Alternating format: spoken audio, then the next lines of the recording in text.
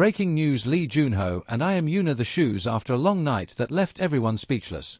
It started as nothing more than a pair of shoes. But that night, and what those shoes had been through, became the talk of Seoul for weeks. The day after the 27th Seoul Film Gala, an eagle-eyed fan uploaded a blurry, yet hauntingly poetic, photograph to social media. A pair of scuffed black leather loafers beside delicate, champagne-colored stilettos, abandoned in the corner of a quiet hotel lobby at 4:17 a.m. The caption was simple. Whose shoes tell this story? Within hours, the internet had its answer: Lee Junho and Yoona. The night begins. The evening had been dazzling from the start. Junho, in a classic black tuxedo with a satin lapel, looked like the personification of timeless elegance. Yoona, shimmering in a gown made of silver threads that caught the light like falling stars, stole the room's breath the moment she stepped onto the red carpet. The gala was meant to be an industry mixer, but for Junho and Yoona, it became a journey. Between speeches and champagne flutes, they drifted toward the edges of the crowd, where the music softened and their words became less about polite small talk and more about unspoken confessions. "Do you ever feel," Yoona whispered as she glanced toward the grand chandelier, "like you're living someone else's life for the cameras?" Junho's gaze met hers, intense, unwavering. "All the time. But tonight, I'd like to live mine." The dance that wasn't meant to be. When the jazz quartet began their second set, Junho offered his hand. Yoona hesitated. She wasn't supposed to draw attention to them. But the quiet insistence in his eyes pulled her in. They danced. Not the polite, PR-friendly swaying they had mastered for media events, but a slow, aching waltz meant for two people who had something they could never say aloud. Around them, the gala blurred into nothing but music, the sound of Yoona's laughter, and the soft scrape of his shoes against the marble floor. By the time the song ended, neither wanted to let go. The escape. It was Junho who suggested they leave. Not to his place, not to hers, but somewhere anonymous. A small jazz bar in Itaewon he used to frequent before fame turned every public outing into a headline. The Seoul night was damp from a late spring drizzle, streets glistening under neon lights. They walked quickly, her heels clicking against the wet pavement, his polished loafers splashing in puddles. At one point, without thinking, he took off his jacket and draped it over her shoulders, even though the rain had already curled her hair and darkened the silk of her gown. Inside the jazz bar, time bent. They sat in a dim corner, a single candle flickering between them, speaking about everything but their careers, old books they loved, the food they craved when they couldn't sleep, the places they wished they could disappear to without anyone noticing. Hours slipped by unnoticed. The shoes tell the rest.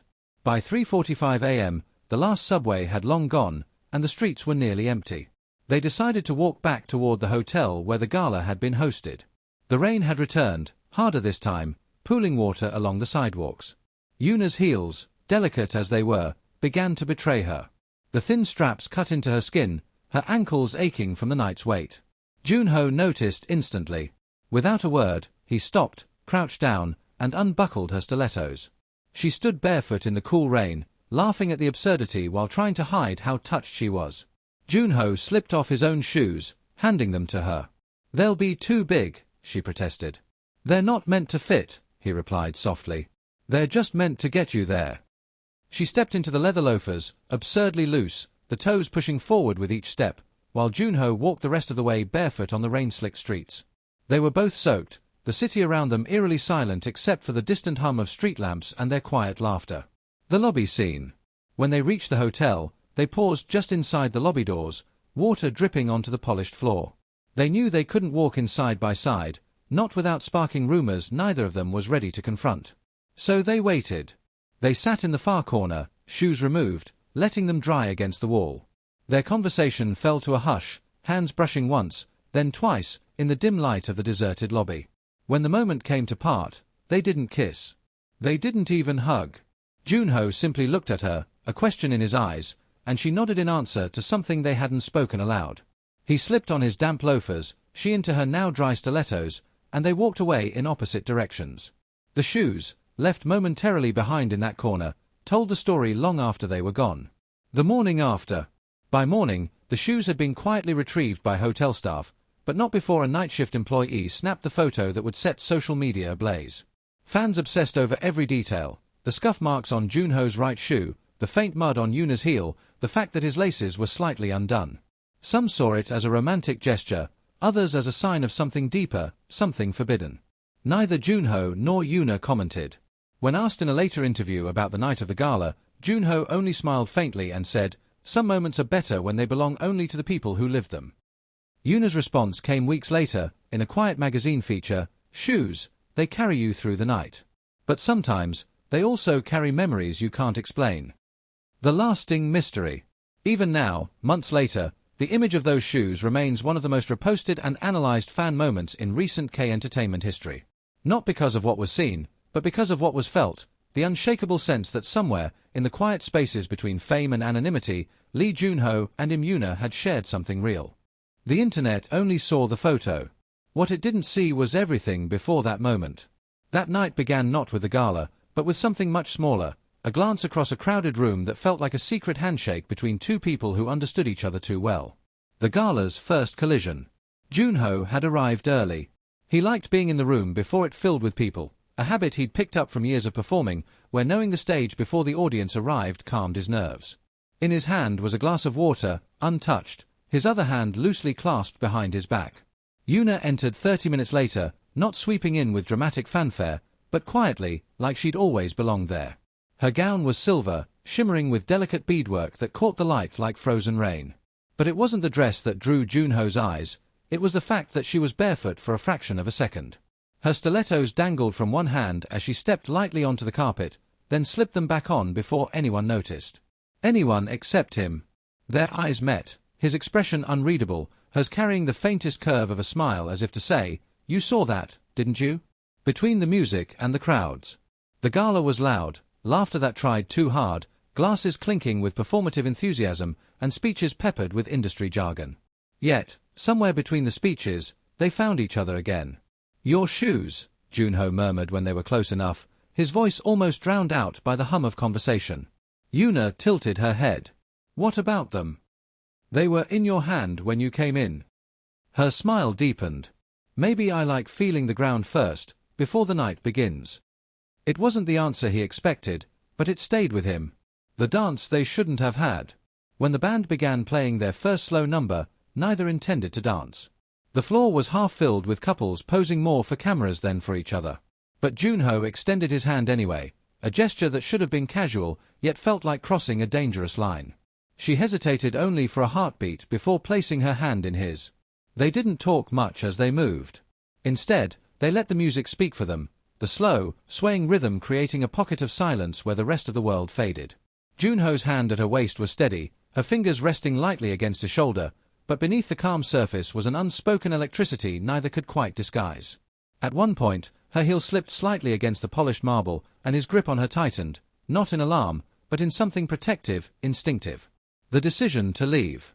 By the time the gala wound down, the air inside felt heavy with perfume, laughter, and the scent of over-poured champagne. Junho leaned toward her, voice low. "Let's get out of here." Yoona raised an eyebrow. "And go where?" He didn't answer with words, only a half-smile that suggested he already had a place in mind. The walk through the rain. Outside, the city was draped in a light mist. Streetlights blurred into halos against the damp air, and the pavement shimmered as if the rain had polished it for them alone. She followed him down quieter streets, her heels tapping in quick rhythm until the cobblestones near Itaewon began to make her steps uneven. Junho noticed before she said a word. "You're slowing down." "These shoes," she admitted, "are beautiful in photographs and terrible in real life." He stopped walking. Without ceremony, he crouched in front of her, and before she could protest, he unbuckled her stilettos. "Junho," she whispered, glancing around as if the shadows might be hiding paparazzi. "No one's watching," he said, his voice softer now, "and even if they were, I wouldn't care." The exchange. When he handed her his loafers, she laughed, a sound low and genuine, the kind of laugh that comes from being caught off guard. "They'll swallow my feet whole." "They're not supposed to fit," he said simply.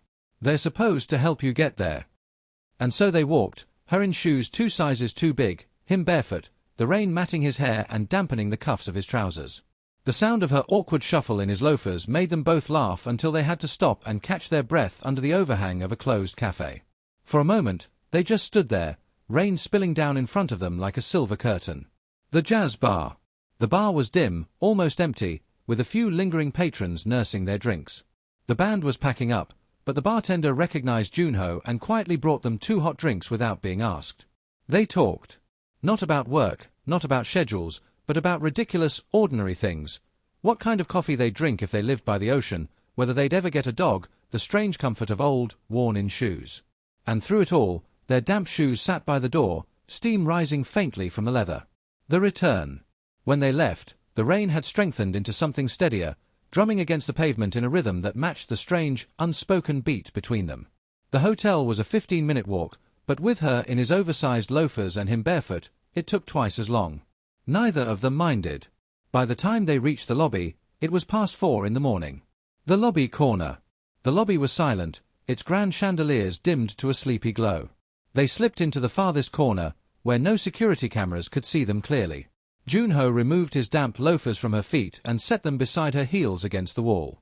For a long moment, they just sat there, shoes between them, hands resting loosely on their laps, the distance between their shoulders shrinking with each passing second. "Thank you," she said quietly. "For what?" "For the shoes. For the rain. For tonight."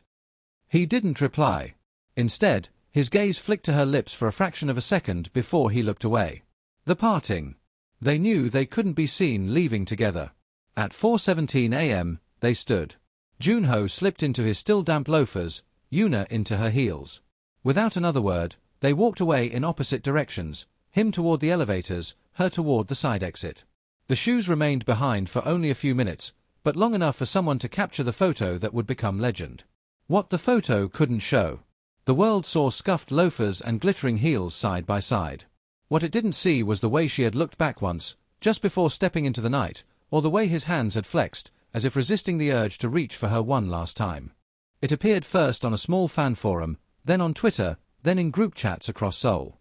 The image was grainy, the lighting dim, but the composition was almost poetic. A pair of black leather loafers next to delicate, champagne-colored stilettos in the corner of an empty hotel lobby. The caption was nothing more than 4:17 a.m., Seoul Film Gala Hotel. No names. No context. And yet, fans knew. The first calls. Yoona woke to a vibrating phone on her nightstand. It was her manager. "You need to check your messages," the voice said, tight and urgent. Yoona, still groggy, scrolled through a flood of notifications, friends sending her the same blurry photo over and over, accompanied by winking emojis or nervous questions. Her heart gave a single, sharp thud. They noticed. On the other side of the city, Junho's phone was buzzing too. His group chat with old bandmates had lit up, half teasing, half curious. He ignored them, tossing the phone onto the couch as he stared out his apartment window at the drizzle still falling from last night's clouds. The PR wall. By mid-morning, both of their teams had called emergency meetings. "It's nothing," Junho said, keeping his tone even. "That's not how the internet works," his publicist replied, flipping her laptop around to show the dozens of hashtags already trending. #Junho Yoona, #Gala Shoes, #4 AM Mystery. Yoona's team was no different. Her stylist was already talking about avoiding public appearances for a week, while her manager reminded her of how quickly harmless moments could be twisted into scandals. Both knew the rules of their industry. Neither liked them. The message. At 11:42 a.m., Yoona's phone buzzed with a single, unsaved number. She recognized it instantly. "Junho, meet me tonight. Same bar. 9:30. She didn't reply immediately. Instead, she stared at the text for several long seconds, thumb hovering over the keyboard, before typing just 2 words. "Yoona, okay." The second meeting. The jazz bar was almost empty when she arrived. Junho was already there, sitting in the same corner they had claimed the night before. "You came," he said, as if he'd doubted it. "I wanted to hear what you had to say," she replied, sliding into the seat across from him. They didn't speak for a few moments, the hum of low music filling the space between them. When he finally spoke, it wasn't about the photo. "I didn't want last night to end the way it did." Her gaze held his, steady but questioning. "And how should it have ended?" He didn't answer right away. Instead, he reached into a small paper bag beside him and pulled something out, her stilettos, polished and gleaming, every trace of last night's rain gone. "I went back for them this morning," he said simply. What they couldn't say. Yoona ran her fingers lightly over the shoes. The gesture was almost reverent, but her voice was calm. "You know keeping them, it's risky." He leaned back, a faint smile at the corner of his lips. So is walking barefoot in the rain with you. There it was again, the thing they danced around. Not a confession, not exactly, but a small, deliberate step towards something neither of them could safely name. The rain returns. By the time they left the bar, rain had returned to the city, softer now, more like a memory than a storm. They walked without umbrellas, the streets quiet, neon signs reflecting in the puddles at their feet. At one intersection, they stopped for the light. Junho glanced sideways at her, then down at her feet. She was wearing the stilettos again, but carefully this time. "Comfortable?" he asked. "Not really," she admitted with a smile. "But sometimes beauty's worth a little pain." His reply was almost a whisper. "Not to me." The decision. When they reached the point where their paths would split, they paused under the awning of a closed bookstore.